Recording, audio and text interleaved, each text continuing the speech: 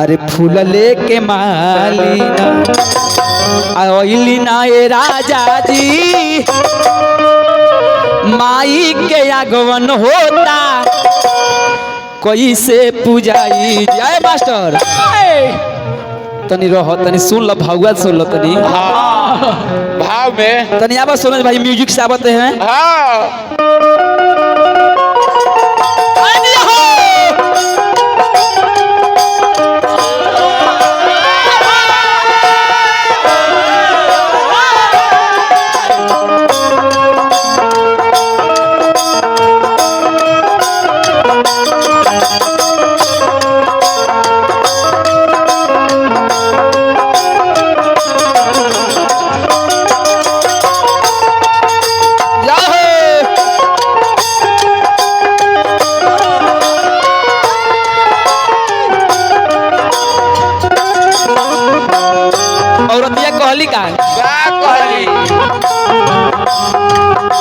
अरहुल के फूल लेके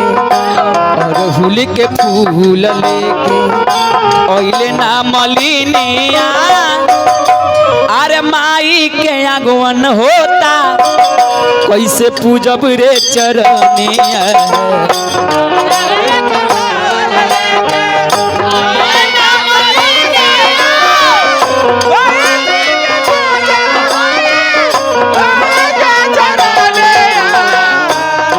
लेके आई और अरहुल के फूल लेके ओइले ना मलिनिया अरे माई के आगमन होता अरे माई के आगमन होता आ कैसे पूजब रे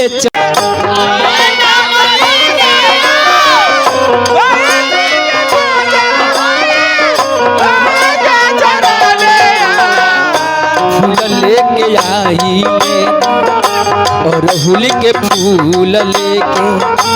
ओइले ना मलिनिया अरे माई के आगमन होता अरे माई के आगमन होता आ कैसे पूजब रे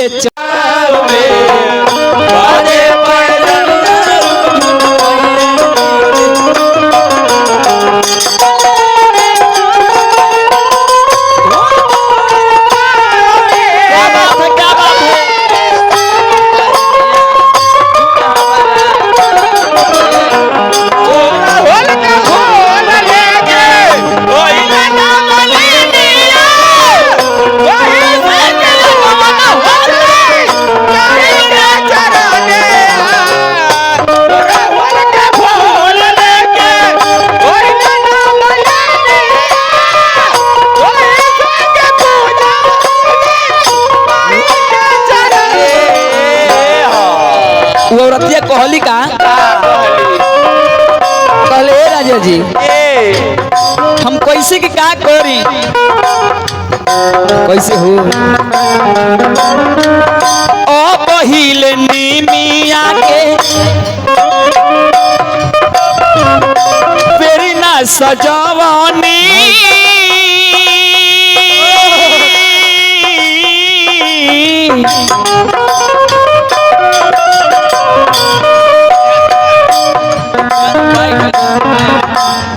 चल आइए हमने के परम मित्र हमार संधीर कुमार पासवान जी उनका ओर से हाँ जी 51 रुपए का आशीर्वाद आइल बा छोट भाई के भतीजा के भैया जहाँ रहो राजा बन के राज करो माई के दरबार में दान पुण्य करत रहो यहाँ रहो चाहे इलाहाबाद रहो और रतिया कहली का पहिले नीमिया के अरे पेरना सजानी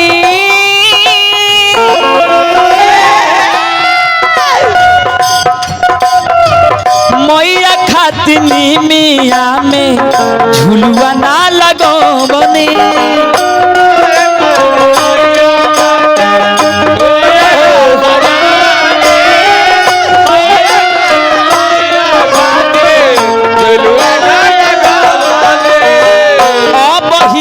नीमिया के सजावनी मैया खातिनी मिया में झूलुओ ना लगवनी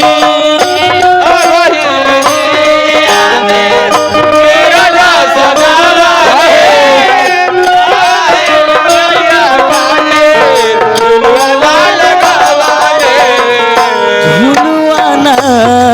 लगवनी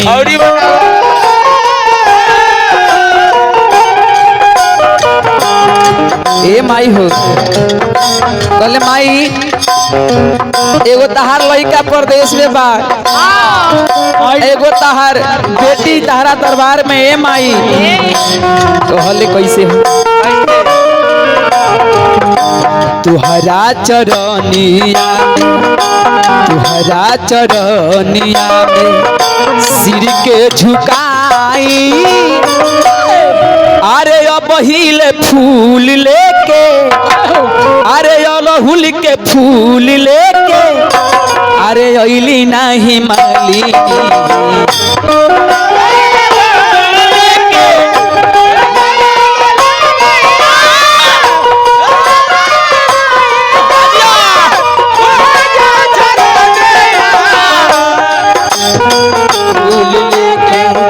अइली ना मलिनिया कैसे के पूजब हमहू माई के चरनिया